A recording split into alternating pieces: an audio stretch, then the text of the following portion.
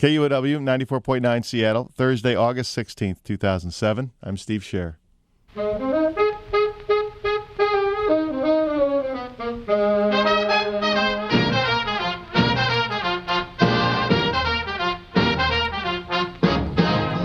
we hope you're in the mood for some fast feet, some strong feet, and some swing music. We're going to have a conversation with some dance legends this hour on weekday. It's 2007 and people are still swing dancing, still doing the Lindy Hop. Some of the creators and innovators from the 30s, the 40s, the 50s, they're still at it. So how does this tradition of dance and music go on into the future? Today we get a rare opportunity to hear the personal stories of some of these folks who have been dancing, well, much of this past century and the century before as well, I guess. Frankie Manning is credited with creating the first air step, the first ensemble Lindy Hop routine. We're going to find out what that is. Growing up in Harlem, Manning was dancing with a dedicated group of people that inspired the dancing and music of the 30s and 40s, though he was based at Harlem's Savoy Ballroom.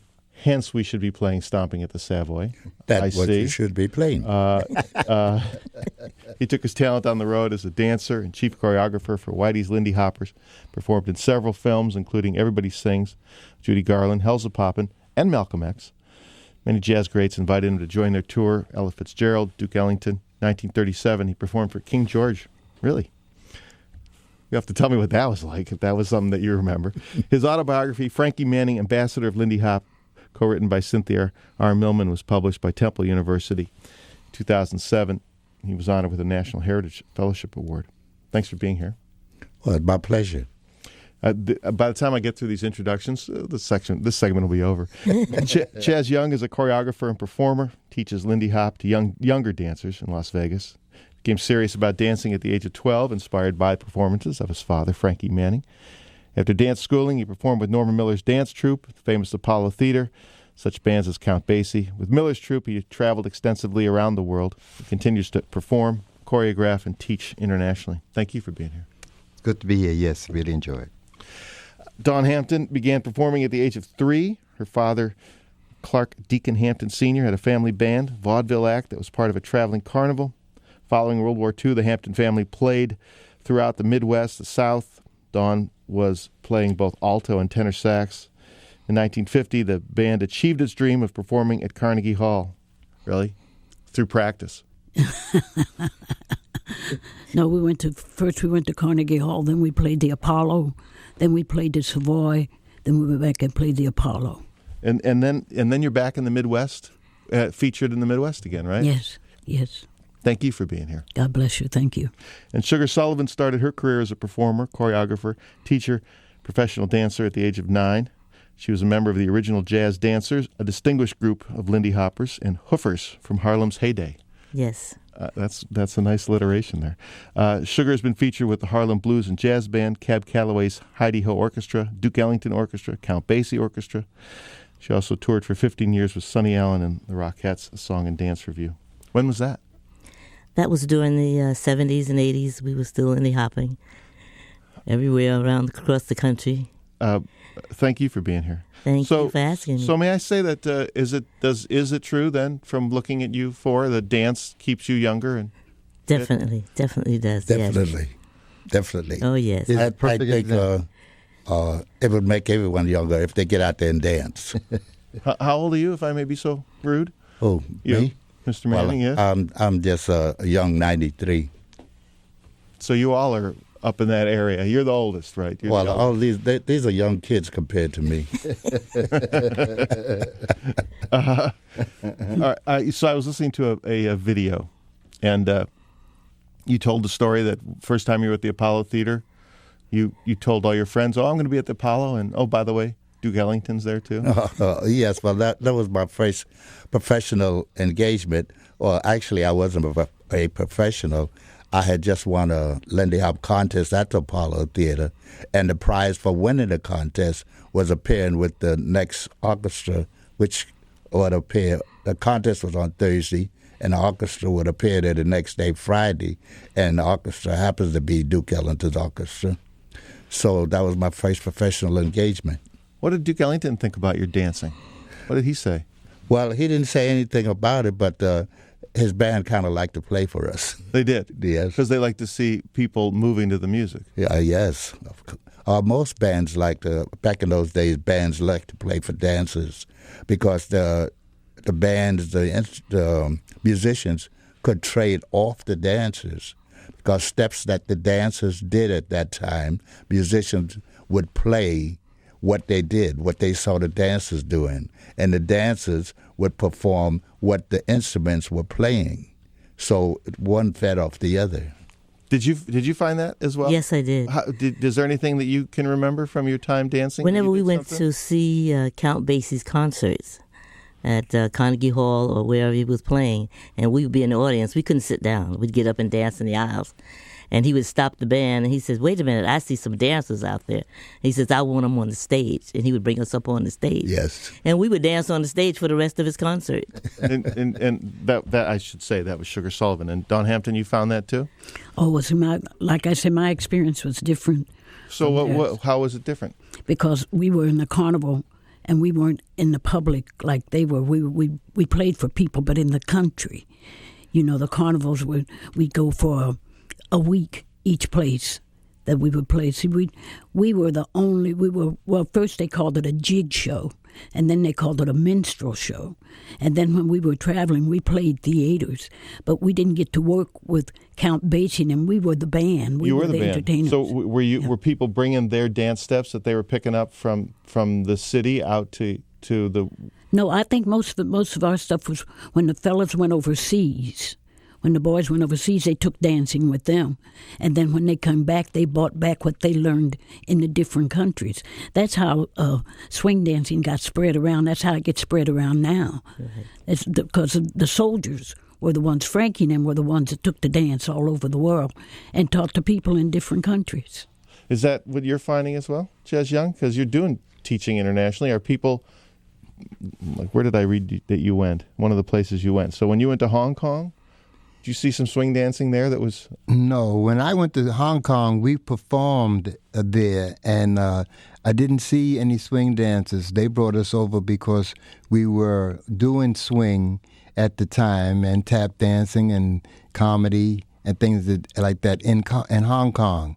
But every year we go to the famous International Harang Dance Camp, and people, I mean, it is the largest international dance camp, and people come from all over the world just to dance. It is a fabulous place. All right, so tell me, give me your secrets. Let me start with you, Ches Young. Why is this dance, there's been a lot of dances over the last 60, 70 years. Why is this swing dance and Lindy Hop and tap, why is it still so powerful and still so alive all these years later? Well, I believe that swing dancing is a partner dance, and the men and the women been dancing separate so many years. This is a way, actually, of bringing man and woman back together, and it's nothing like dancing with a girl in your arms, doing the swing, even if it's swing dancing. The music is swinging, the music is good, and you're dancing and looking at a pretty, beautiful girl, so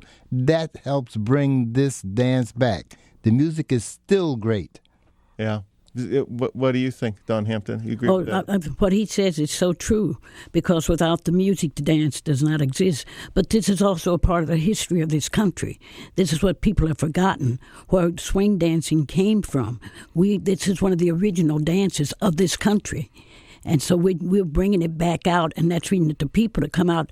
The people that are listening to us today want to know about the history of this dance. And this is the maker of the dance of this country, of the music. Swing and jazz is the music of this country. So that's reading that the dance is so important to me, that we are showing the history, that we have done an important thing toward the arts, as they call it, of this country. And that's what swing dancing is. It's one of the arts of this country. One of the main arts of the 20th century, along with jazz. Amen. Yes. Yeah. Did you feel that way when you were doing it? Yes, I did. I really did. And I'm always going around giving the history of it, because people want to know, well, how did it start? And I tell them, you know.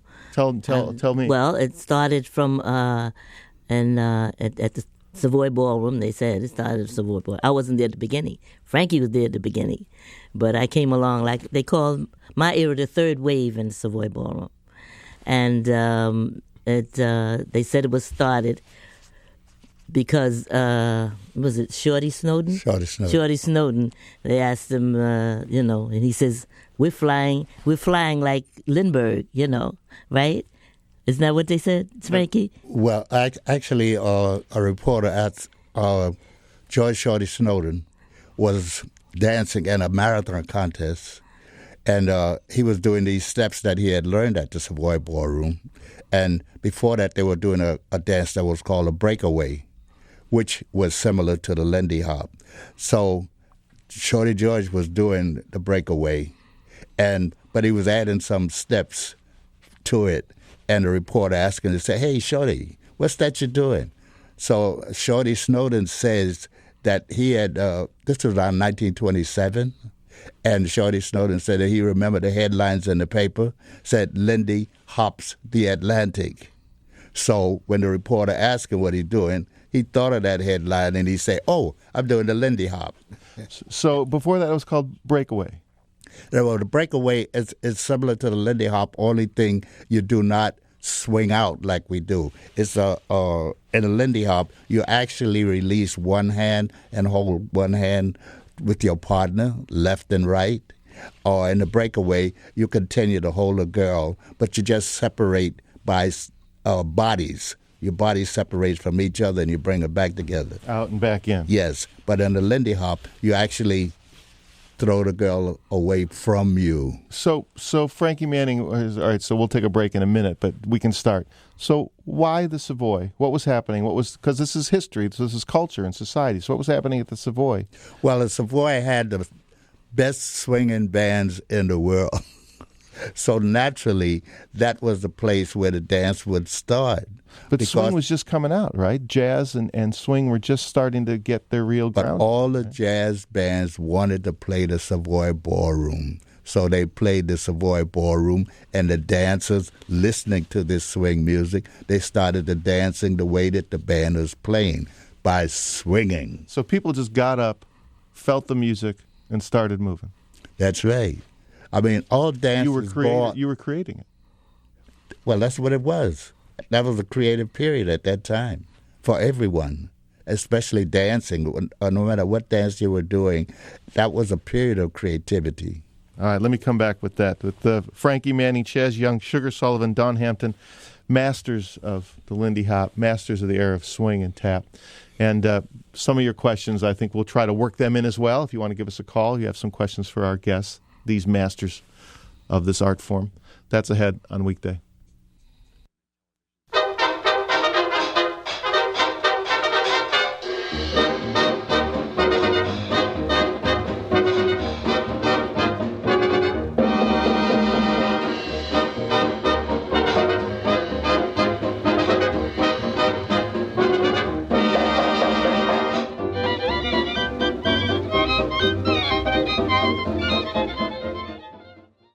Nineteen minutes past 9 at KUOW, mostly cloudy and 66 degrees in Seattle. Support for KUOW comes from Pacific Science Center in Seattle, presenting Science with a Twist every third Thursday of the month. August 16th, 6 to 10 p.m. features a fire and ice theme with live fire performers, summer cocktails, and science demonstrations. To the Point coming up at 11 o'clock today on KUOW. It's 20 minutes past 9. Support for KUOW comes from Chipotle Mexican Grill, serving a selection of braised and grilled marinated meats in their burritos, tacos, and bowls. Locations at chipotle.com. You're listening to Weekday. I'm Steve Scher. Century Ballroom's second annual Masters of Lindy Hop and Tap is taking place. Started last night, runs through Sunday. Bring creators of jazz dance together with the people who are still practicing it. If you'd like to meet our guests who are with us this morning, they're going to be at City Hall today, downtown, for a free public event from noon to 1:30. Is this a dance event? That doesn't really say. Are you folks going to be dancing? It's a dance. You're going to be so downtown? Be an outside Oh, dance at the plaza right downtown? That's what they told us. They're going to be outside and we're going to be dancing. And they've invited other people to come and dance or to come and watch. So it's supposed to be a pretty big thing today. Not a bad day for it. Right. Are you all dancing as well?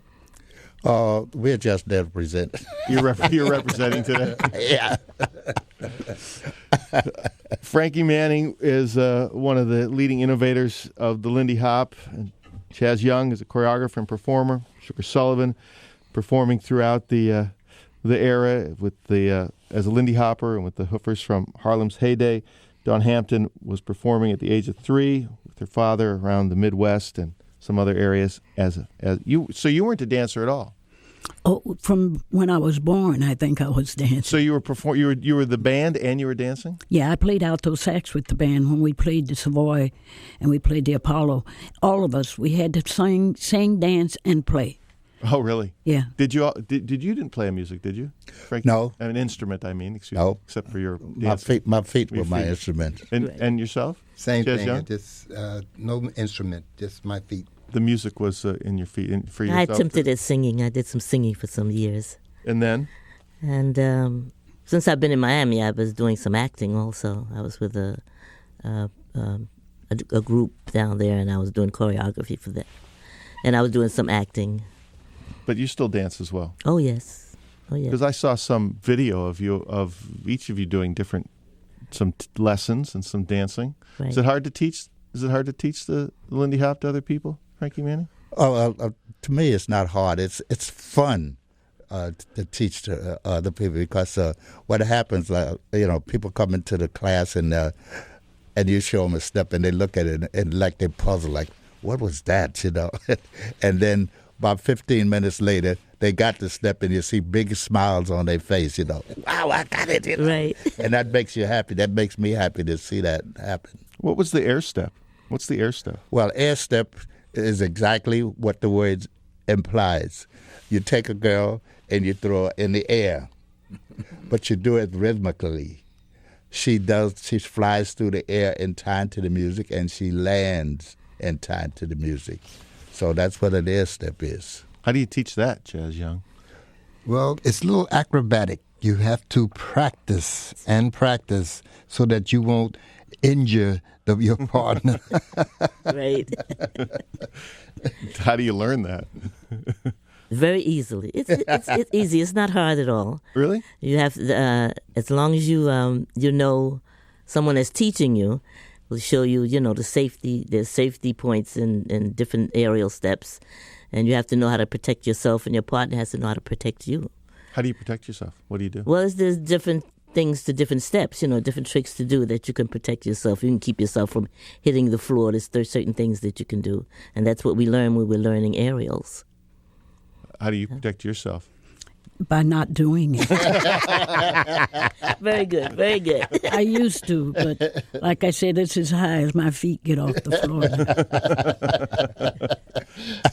Well, I usually think that I always say that the young ladies and the young girls of my era who were learning air steps were very, very brave because it was a new experience for them. It was also a new experience for the leaders who was trying to do it. I used to go in there and I'd say, hey, Frida or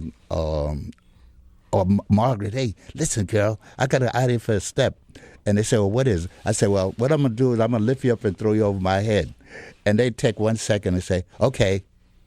Just like that. I mean, they've never done this before, and I've never done it before, but they're brave enough to try it. They trust their partners, and they just go ahead and do the step. I say the girls were very brave in that time period. All right, so Sugar Sullivan talked about, she said third wave. So let me ask you about what the first wave was again. So describe a little bit of performance. What was happening by the time you got to the Apollo Theater, Frankie Manning? Let me start. Well, let's start at the Savoy. All right. Okay, at the Savoy, when I used to go up there, the first wave was like Shorty Snowden, Leroy Stretch Jones, the generation before me. And all these guys were wonderful dancers. They were the best dancers in the Savoy Ballroom. And they were doing, as I say, they started out with the breakaway, and then they changed over to the Lindy Hop. And they were doing the Lindy Hop, but they were doing it like ballroom style, where you stand up straight. But they were using their feet a lot. So when I started dancing, instead of being up straight, having my body and my back straight, I started bending over like parallel or horizontal to the floor. And that made it look like you were really flying. So the first wave was upright. The second wave, which was my era, we started the swinging at a horizontal position too. What year is that? Let's say about 1934. 1934, 35 was the year that the first aerial was created in 1935. The first ensemble routine was created in 1935. So all of that happened like in the mid 30s. And so Sugar Sullivan, what's the third wave? What happens then? 40s. That was like say for 45. That would be because the gentleman that taught me, they learned it from Frankie and Al Mims and people like that. And then their names were, we call him Big Nick was one of them, Nick Nicholson, and Teddy and Lee Moats. And they learned, and Ronald Hayes, they learned it from Frankie and Al Mims and Leon James. And then they taught it to my era, which was like the third era. So that was like 1945 on. And Savoy closed in 58, so we were there until the end. What was the difference was there a difference in the dance step at all? Not that much. No, there wasn't a difference. We tried to do what we saw them do. I see. And they would, Frankie and Norma and Al Mims, they would come up on nights, some nights when they weren't, because then they were out in the world entertaining. And so they would come into Savoy nights, they were off, and we would stand around and watch them in awe, because they were our idols. So when you were entertaining, you were up on stage in front of the band? Yes. Yeah, well, like they were saying, we work with the likes of Count Basie, Duke Ellington, Jimmy Lunsford, Cab Calloway, Fletcher Henderson, Benny Goodman, Artie Shaw. You just name all these bands. We actually work with these bands, and that's when we were entertaining. I did a lot of tours with Basie, Count Basie. I mean, I can afford to say Basie out because I know him very well. And the likes of Ella Fitzgerald, Billie Holiday, Lena Horne, Bill Bojangles, Robinson, Ethel Waters. I don't know if these names ring a bell to you, but these were stars. They were stars in their days, and we actually had the pleasure of working with all these people. And we were entertainers at that time. And then when your work was over, you'd go to a club and you'd dance on the floor. If we were in New York, after work, we always went to Savoy Ballroom, even if we could just stay there for 1 hour. Because I remember working at Zanzibar with Cab Calloway. We would get off like 2 o'clock in the morning, and we'd run up to Savoy for about an hour or so, just for social dancing. Yeah. Who was playing at 2 o'clock in the morning at the Savoy? Whatever band was there. You might have Erskine Hawkins in his band. You might have, in the early years, you might have had Chick Webb in his band, or you might have Lucky Millender, Buddy Johnson, Savoy Sultans. Right. Oh, man. There were so many bands. Bands would come and go. Cootie Williams' band and Willie Bryant's band. These are bands that people don't really know about, but they were swinging bands, and they had good musicians in it. As a matter of fact, most of the big bands, like a Cab or a Duke or a Count Basie, they would steal musicians from the bands that played in the Savoy Ballroom. Oh, really? So they were the minor leagues, isn't right? Yes. They're AAA ball. How's that? So by the 50s and 60s, then Don Hampton, are you keeping? Well, you'll tell me if I'm wrong on the history here, but are you keeping the dance alive out in Ohio and the tours you're doing in other places? Oh, I'm sure that we were, but there weren't as many people who were watching us to learn the dance as there were at that time in the movies when they would see Frankie and them in the movies. The people didn't come to the carnival to learn how to dance. They were farmers. They came to be entertained. So you were performing for them? We were performing for them. Did they? But they were still getting up at some point and dancing and no. So it was more like a concert. Yeah. Like you go to concerts nowadays, you just sit and watch. Right. So that's what the people did. They come to be entertained, and they would go to see Dawn and her family entertain. And they were entertainers. Yeah, I mean, they do everything. They sang, they danced, they played instruments, and they told jokes. They had one big show, and people went to see them. It didn't matter where they were. They could be out in the woods someplace. And we were many times. You were? Oh, yes. We played at a place one time that the man said we were so far back in the woods that the manager was a bear. Oh, But that's at that time when you were traveling, we played tobacco warehouses and schools and things. That was what the thing was. You worked anywhere that you could. But then the people were a different mindset than they are now. When people go to see a show now, they're educated. These musicians have been to Juilliard and all that. The people that came to see us and didn't care if you went to school. Can you entertain us? Yeah. And that's what we did. What was the tobacco warehouse like to perform in? They had the best floors in the world because they had these great wooden floors to dance on, and the tobacco would be hanging from the ceiling. And it was the only place that the people had to go and dance. So at the end of the season, they would allow the people to have a dance to celebrate like the time was over. Now, we did play places where on the other side of the railroad tracks where you were not allowed, but the sheriff would come and sit on a ladder in the corner with a gun while the people danced. We played all kind of places. See, we weren't as lucky to have a place like they had at the Savoy. We played any place. What was the sheriff doing? He was making sure you weren't going to cross back over the tracks or leave the room and be on the wrong side of the tracks. He made sure that we were quiet. We would be making noise, and when the sheriff would walk in the door, the place would go shh. Let's talk a little bit about race in all this, if we may. First of all, how did people react to just your community? yeah. How did they react to the dancing you were doing? Were you doing something, Frankie Manning, that some people thought, 30 years later they looked at rock and roll and said, "Oh, what's going on? Why are those kids dancing that way?" Did they say the same thing about the dance? Well, they said the same thing about Lindy Hop, and they used to say that it was a sexy dance, and then somebody wrote. So I don't know how this could be a sexy dance when a guy is throwing a girl up in the air and she's separated from him. How could that be sexy? But people would talk. They said, well, wow, that's a dirty dance, low down. But that wasn't the way that the dance was. It's just some people, I don't know what their kind of idea, I don't know what's in their mind. But yes, we had that. But I just want to mention, you were speaking about segregation. Yeah. In the Savoy Ballroom, there was no segregation in the Savoy Ballroom. Everyone came to the Savoy Ballroom just to dance. And it didn't matter what color you were, red, green, black, yellow, that didn't matter. There is the argument, and I'm sure you know this, that what came about in the 50s and 60s was started with the works you were doing with your art form, by bringing everybody together in the same way that they gave credit to rock and roll in the 50s. The same credit happens with jazz in the 20s and 30s. Is that how it was for you? I mean, do you feel that you were breaking barriers? Oh, I'm sure they were. They were, but where we were... You were running into the barriers. No. Yeah, where we were working at were mostly just black people or colored, or what were they called? Negroes. Afro-American. I forget what decade it was. Yeah. But no, being in New York, they had the opportunity to work the places.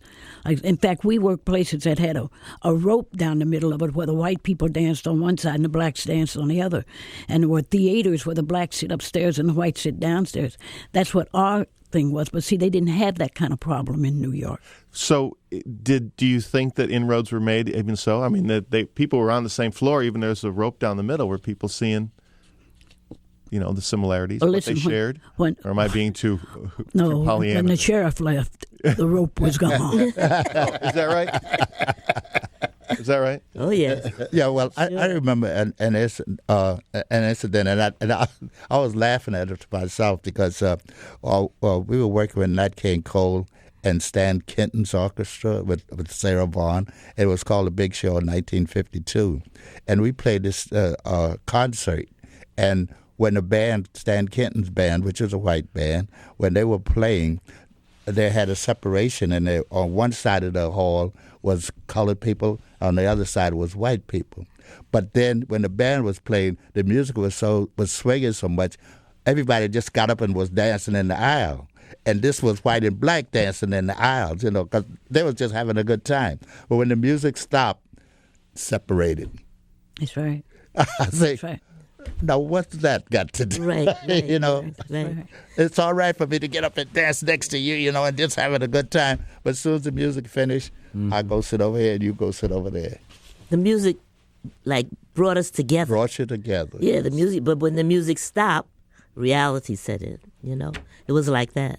Yeah, but not in the Savoy.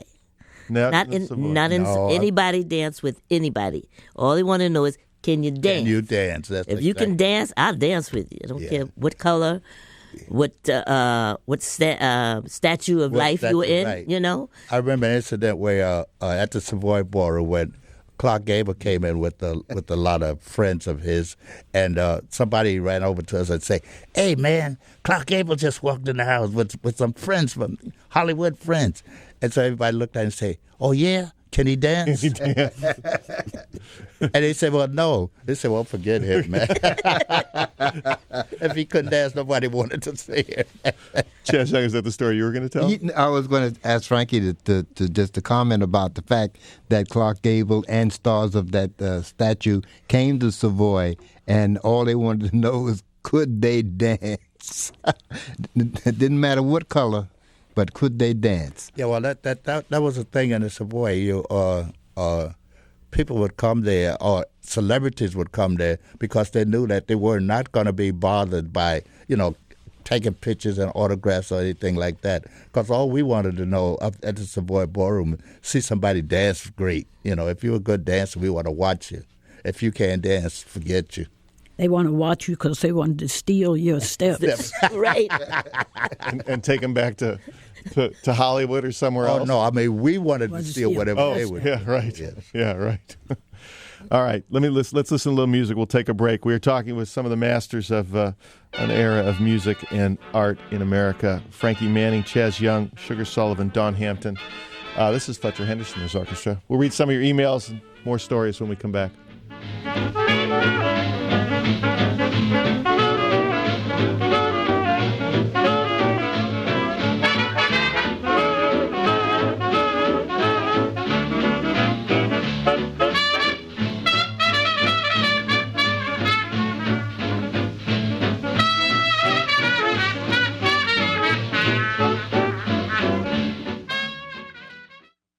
Support for KUOW comes from AdHost Internet, specializing in server co-location, including quarter, half, and full cabinets. Tours are available of their newest data center located in the Fisher Plaza in downtown Seattle. Information is available online at AdHost, spelled ADHOST.com. It's 22 minutes to 10 at KUOW. Good morning, I'm Ken Vincent. At 11 on To the Point, scrutiny of Attorney General Alberto Gonzalez's Patriot Act powers from the L.A. Times Justice Department reporter and from one of the 9 U.S. attorneys who were fired by the Justice Department last year. That's at 11 on To the Point. Next time on Day to Day, Congressman Keith Ellison's constituents want U.S. troops out of Iraq now. I want to hear that they're going to bring the troops home immediately. That's it. But Ellison has just returned from Iraq, and he's not promising them a quick fix. If the best we could do is a timeline bill, I'm not guaranteeing you I'm not going to vote for it. Lawmakers explain their stands on the surge. I'd be happy to talk about that. Next time on Day to Day. Day to Day at noon today on KUOW. Seattle's Pike Place Market turns 100 years old this week. It's like a fine wine. Tune into Morning Edition for a series of reports on the market, its past, present, and future. That's all this week on Morning Edition on 94.9 KUOW. It's cloudy and 67 in Seattle at 20 minutes to 10.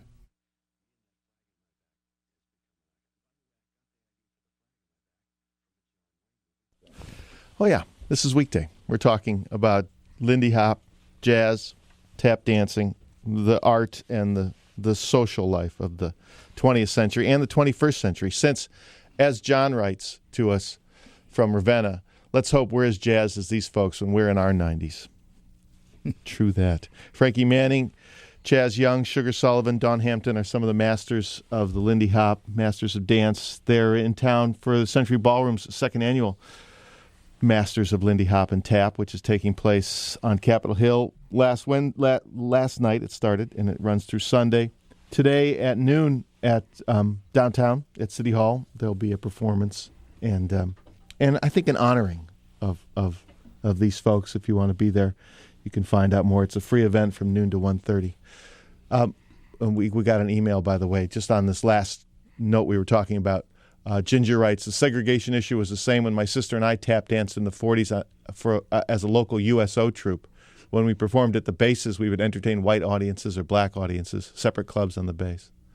But you went overseas, right? You went overseas as well? Yes. So when you went overseas, you were performing for mixed groups, or was it segregated? It was mixed. Mixed. Oh yes, definitely. And Europe didn't do the same back then, anyways. Well, I didn't go overseas. Where'd you go? Way back then. I've been overseas in, like, I guess you'd say latter years. Latter years. Yeah, right. In the 90s, I started going overseas. Right. So it was more. It was mixed groups, mixed right, crowds. Definitely mixed. So and Chaz Young, how do you suppose it stayed alive? Because you went and worked in the post office for a while there, right? Didn't you? You did, I know. Yes, both of us. We both did. Yeah. Yes, so so there was a time when this art form was a little quieter. Yes, well, in the 50s, in 1954 is when I went into the post office, and I had a group of my own, was called the Kangaroo Dancers, and the work was very, very slow, and I had to raise a family, so I opted to go into the post office and work. So I figured I'd be there for about a year or two, and maybe the jobs would pick up, and I'd go back to dancing again. So I stayed there a little while longer, about 30 years. Yeah. And so what kept it alive at Chaz Young, and how were you able to start teaching? You were dancing, but how did you start teaching it, and where did the interest arise again? Well, the youngsters that did not know a whole lot about the swing dancing and tap. So I started teaching youngsters tap and introduced them. When was that? This was like 1964. That's when I came back with Norma Miller, came back from Australia, and there were no jobs in sight. I was with Norma Miller in the Four Jasmine. And so I had a family, and I had to get me some work. So I also went into the post office. But after I got in, I was able to teach on Saturdays, and I started teaching youngsters. And I started teaching youngsters now, for over 40 years. And these youngsters, even with tap today, I'm so happy that we got some young tap dancers out there that are just super fantastic. Who do you see that's really great? Just in general, you mean? Well, in general, we're talking about Savion Glover, Jason Samuels, Joseph Wiggins. They got some youngsters out there that are just tearing up the floor, which is wonderful. All right, so two questions on that. Was it rock and roll? Did rock and roll just have just enough of a different feel that there was no linking of the dance? Well, when rock and roll came in which I found that we used to go to these places to perform, there were guitars, and guitars have wires all over the floor, and we out there trying to dance and getting caught in these wires. So that had a lot to do with it, the change of the music. That's very interesting, just the technical change. The physical space was different. Of course, this was some places that we had to work, but that's what we went through. But also, I guess I think of the dancing that was going on at rock concerts in the 60s and 70s was not very it was less rhythmical than Lindy Hop and tap and stuff. When I was traveling around with Sonny Allen, when we had Sonny Allen and the Rockets, we had 4 girls and Sonny, and we carried out our 5-piece band. But our band played swing music, and we always finished our show with the Lindy Hop. People look forward to seeing that. So when was this? This was, we started in 1960, because he won the Harvest Moon Ball in 58, and my husband and I, we won in 55. So Sonny wanted to put together a group, a review, he says, to travel around the world, and entertain. And so we started, I started practicing, rehearsing with him, and we taught each other different things. So I was doing tap, he did tap. He taught us Latin.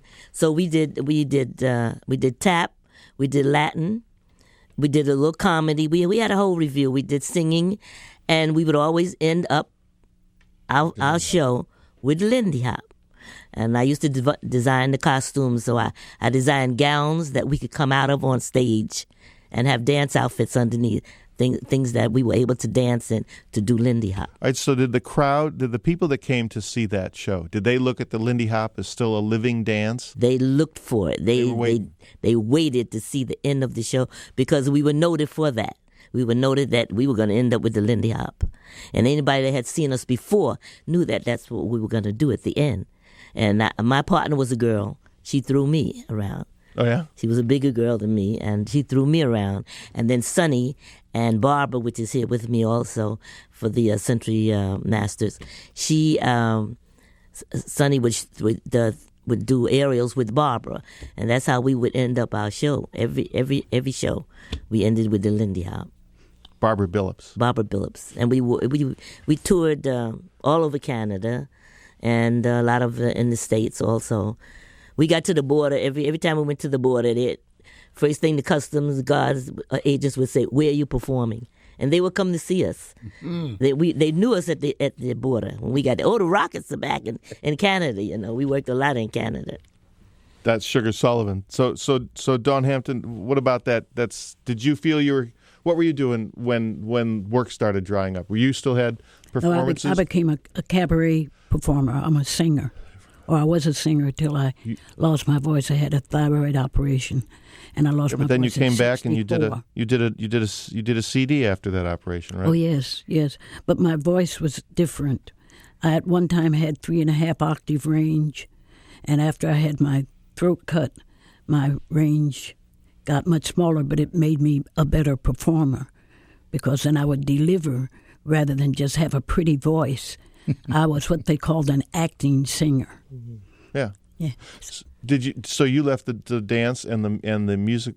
I left the dance when the twist came in. I twisted out. You twisted out because it lacked togetherness. The togetherness. It lacked the togetherness. So the twist was didn't they hold hands with the twist sometimes? No. It was always separate. Right. Yeah. You be in one corner.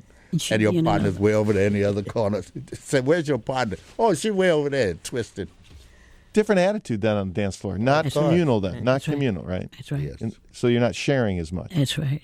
But we put it into our act. The twist? Oh, yes. How did you make it feel like it was shared? We did twist numbers, and we did all the dances that they had during the twist era.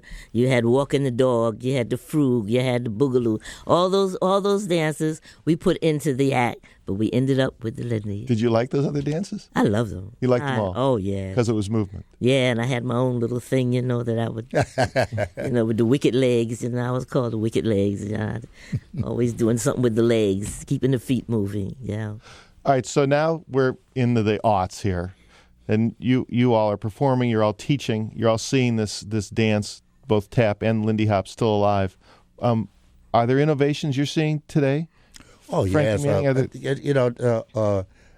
You have youngsters come along with different ideas, but the roots, they still have the roots of the dance. So there's always some innovation there. The music is different.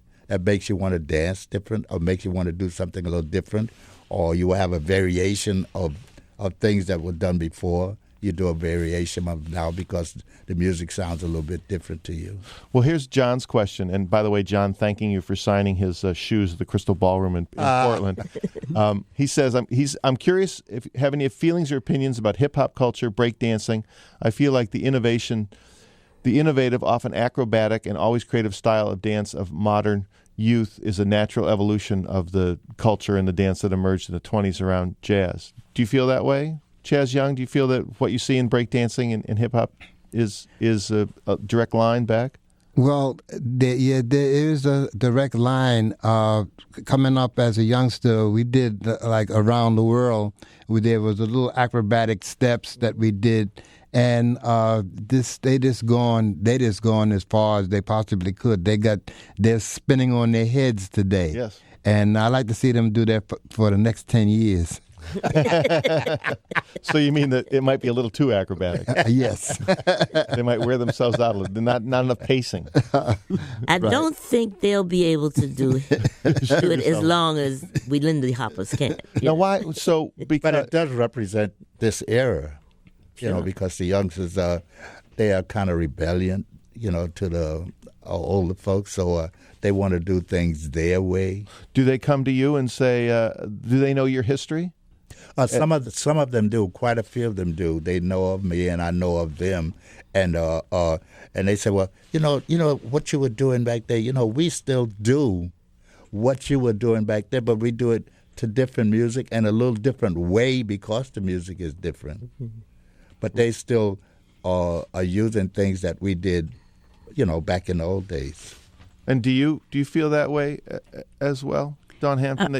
I have to go a little bit further with what the time is. We were just in Harang, and the fourth week that we were there were 800 people there, and 40 countries were represented.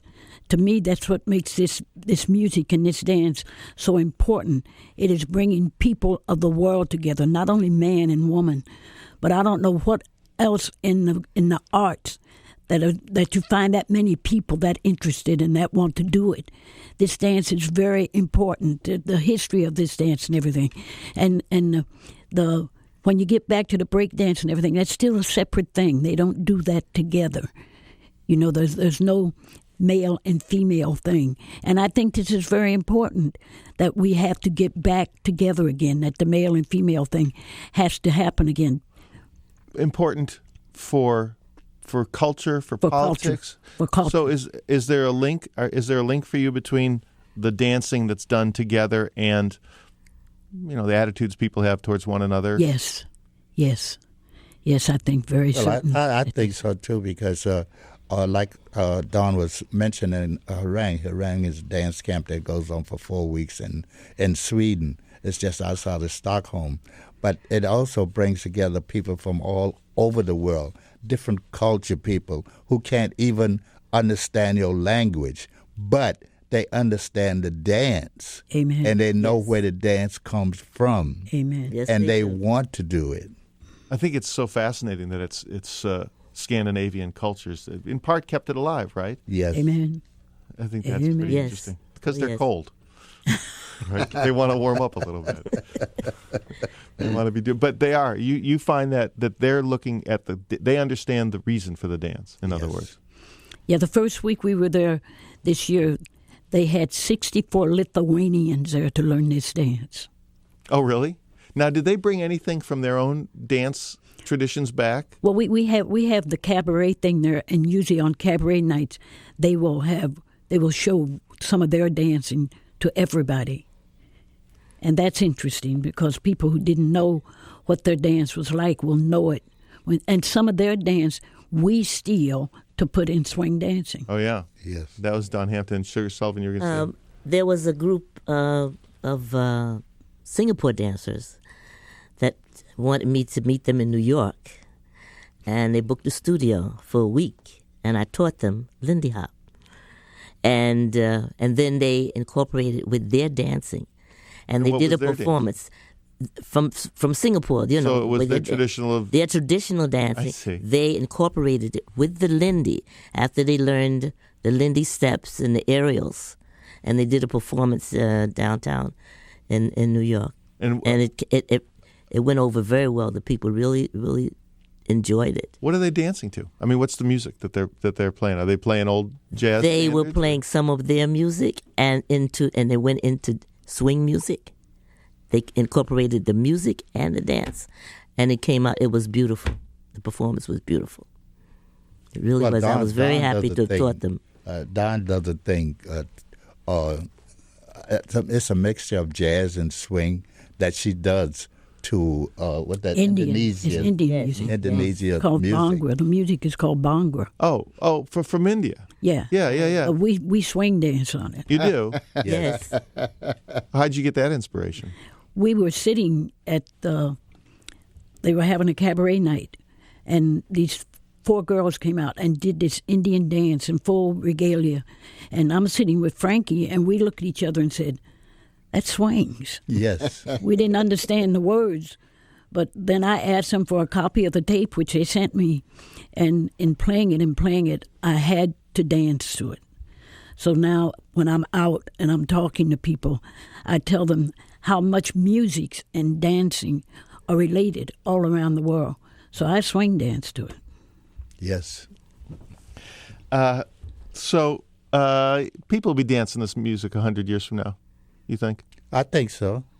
Because and there's enough people like yourselves teaching new people. And it just goes on. And they're going out teaching others.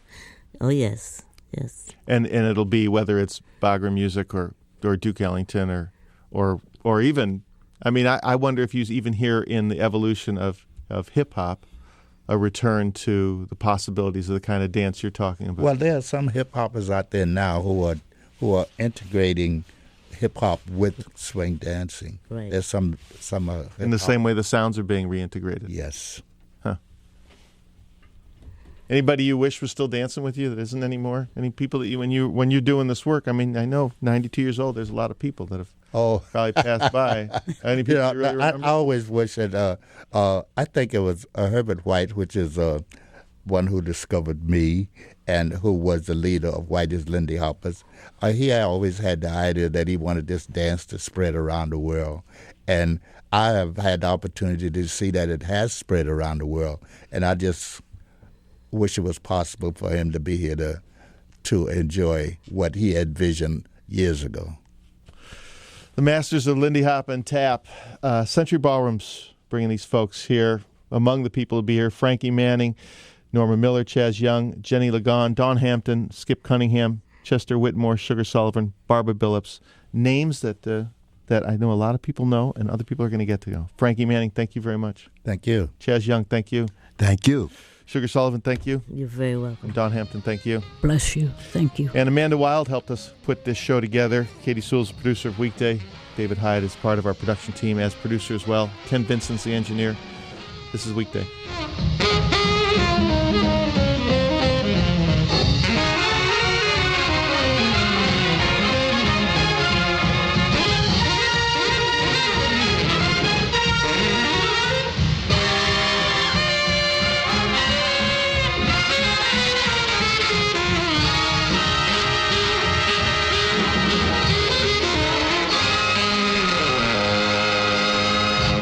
Noon today, City Hall. You can meet these folks and do some dancing. KUOW 94.9 Seattle, Thursday. I forget the date. August 16th, 2007. Coming up on 10 o'clock at KUOW FM 94.9 Seattle, KUOW 1340 AM Tumwater Olympia 94.9 KUOW News and Information. I'm Ken Vincent. Before we get to the next hour of Weekday, let's check in with traffic. Here's Harmon Shea. We've just had a motorcycle accident on 405 at 520, and we're having a little trouble determining the direction. There is a backup northbound there approaching 520, but we're also hearing the accident might be southbound. In any event, that 520 backup northbound isn't that unusual for this time of the morning. 520 itself, heavy from Portage Bay to I-5 coming east. If you want to go I-90, that'll give you a clear ride across the lake. Still a big backup coming out of Olympia toward Nisqually. An earlier semi-accident, they just recently got the right lane open.